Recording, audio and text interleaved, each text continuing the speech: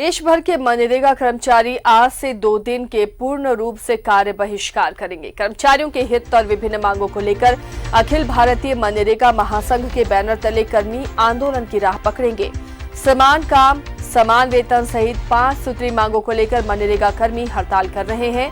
संघ का कहना है कि झारखंड के मनरेगा कर्मियों के साथ न्याय नहीं हो रहा है।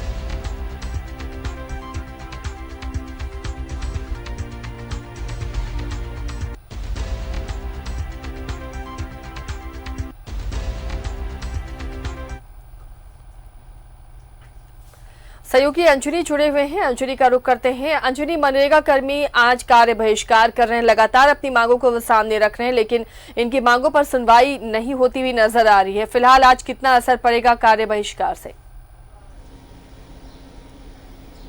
देखिए आसिया, झारखंड में लगभग 5,000 से 6,000 मनरेगा कर्मियों की संख्या झारखंड में है और इसका असर व्यापक रूप से पड़ेगा क्यों, और पड़ता भी है, क्योंकि इसके पहले भी कई बार इन लोगों ने आंदोलन किया है, हड़तालें की हैं और मनरेगा कर्मियों के माध्यम से जो है लगभग हम ये कह सकते हैं कि राज्य सरकार में जो सरकारी योजनाएं चलते हैं लगभग 6,40,000 योजनाएं जो हैं इनके माध्यम से आगे बढ़ती है और सरकार का जो सपना होता है ये पूरे करते हैं। और पूरे प्रदेश में यदि हम बात करेंगे तो कम से कम नहीं भी तो लाखों की संख्या में जो मनरेगा मजदूर हैं उन पर इसका प्रभाव पड़ेगा, उनको काम नहीं मिलेगा तो परेशानी होगी। तो कुल मिलाकर ये जरूर कहा जा सकता है कि काफ़ी लंबे समय से आंदोलनरत है।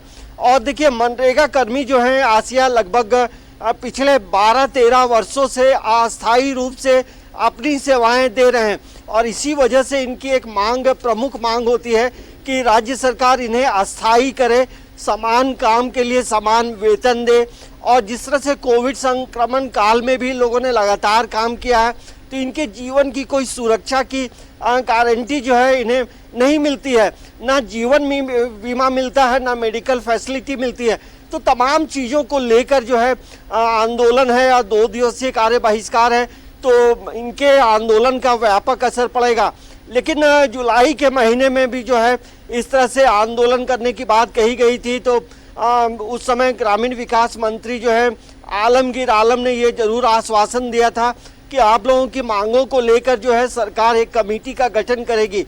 विकास आयुक्त के नेतृत्व में कमेटी का भी गठन किया गया है जिसमें वित्त सचिव और ग्रामीण विकास विभाग के सचिव उस कमेटी में शामिल होंगे और इनकी जो मांगे हैं उन पे बात विचार करने के बाद एक रिपोर्ट जो है राज्य सरकार को दी जाएगी।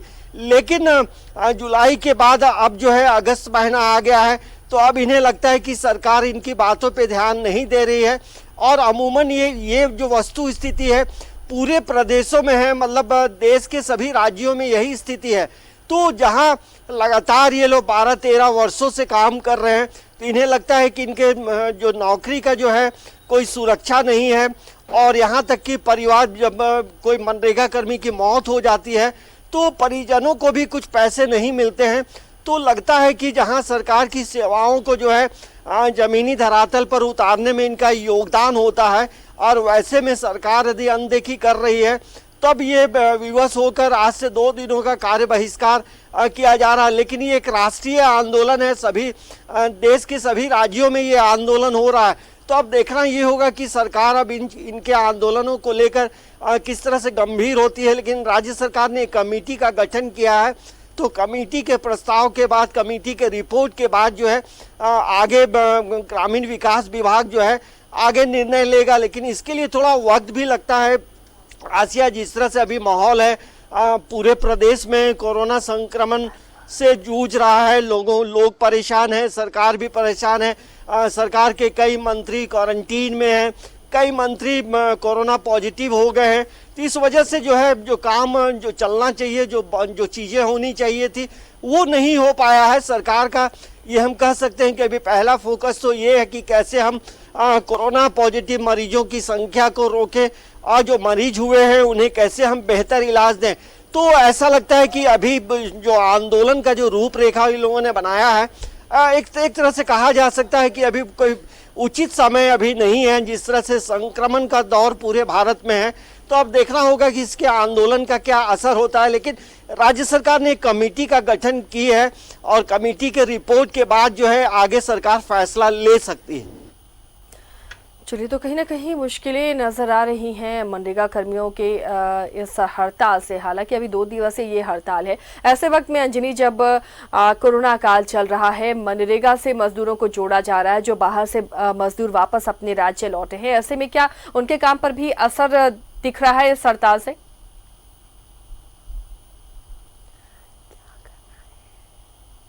होता है तो उसका असर जरूर होता है। तो वैसे में हम कह सकते हैं कि मनरेगा कर्मी जो दूसरे प्रदेशों से जहां काम की तलाश में बाहर गए थे और वो प्रवासी मजदूर जब वापस अपने घर की ओर लौटे हैं, तो सरकार ने भी एक योजना बनाई थी कि 100 दिनों का जो काम है मनरेगा मजदूरों को, ये प्रवासी मजदूरों को मनरेगा के तहत दिया जाएगा।